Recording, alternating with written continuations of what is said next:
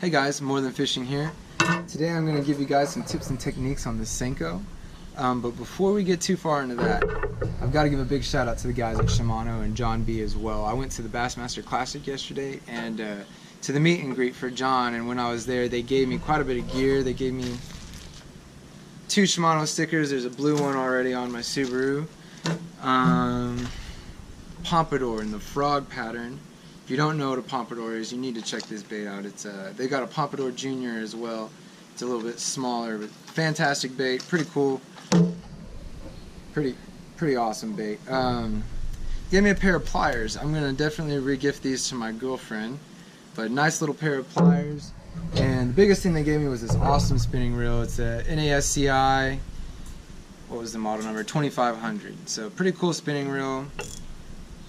Pretty excited about that. You'll be seeing that in my video here soon. But let's go ahead and get on with the Senko.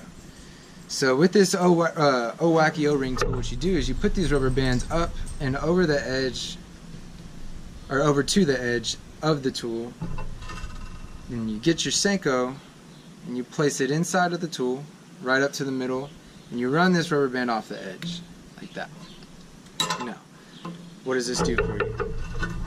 Now this rubber band is going to keep you from having to hook this hook straight through your plastics, which every time you get a bite or even just a small tug or anything like that, you're going to rip that Senko off. It's going to be gone, it's going to be pollution in the water, not good for anybody. Now what this O-ring does is you can hook this hook underneath here, and it strengthens your bait.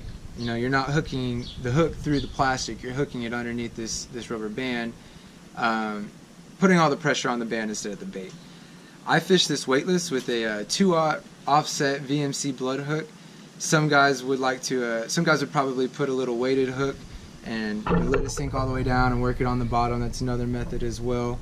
The power of this Senko is really the sinking action that you get as it floats down. These little arms kind of rotate like this, not so dramatically, but they kind of flutter down as it's going down. So I like that real finesse, real light presentation. Let it slowly fall and let the bass really get a good look at it. By far, favorite technique for the Senko is the Wacky Rig. Now, another rig you can do, this is a pretty common rig. If you're into fishing, you probably know this already. But if you're not, it's good information. Everybody needs to know this. This is called a Texas rig. And what you do is I use a 3/0. I use a H2O Express hook. I don't really see the difference between those and some of the more expensive hooks. They're about a third, maybe a quarter of the price. But what you do is you put it into the head of the Senko and you put it all the way up to this first bend in this hook. So come all the way up, and then as soon as you do that, you just bring it right out the side. And once you do that, you just push it all the way up over this elbow at the top of this worm hook. You come up there like that. Now, the best way to do this, the best way I've found at least, is right where this hook crosses your bait. You pinch it, just a light pinch, and that gives you a reference point on where you're putting your hook, and it'll put the right spacing. You know, you're not hooking it too far back, too far forward, etc.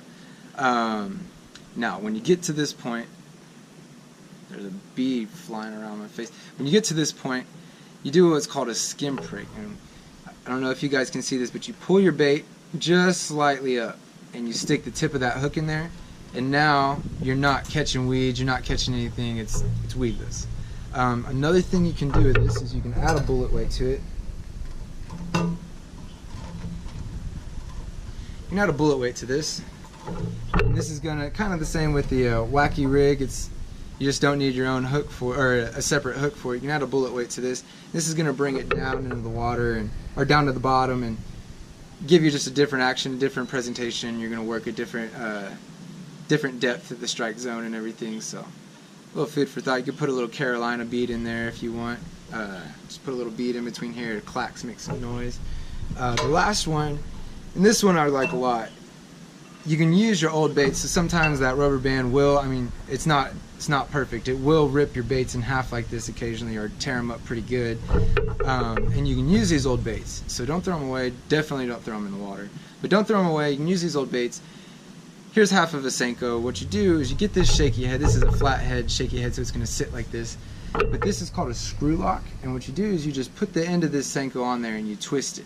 And it's just like any other screw. It's going to screw itself in there.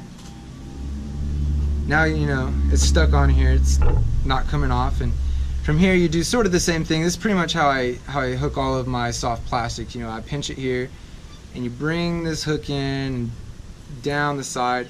Now you've got a great finesse bait, a great bait for bed fishing, or if you've got a tough bite, or if you're just out of plastics and you got nothing left.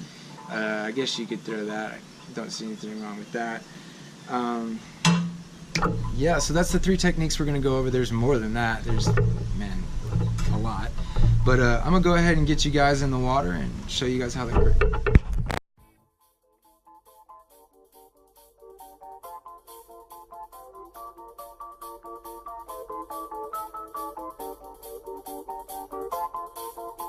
Blinded by the light, wrapped up like a douche, another runner in the night.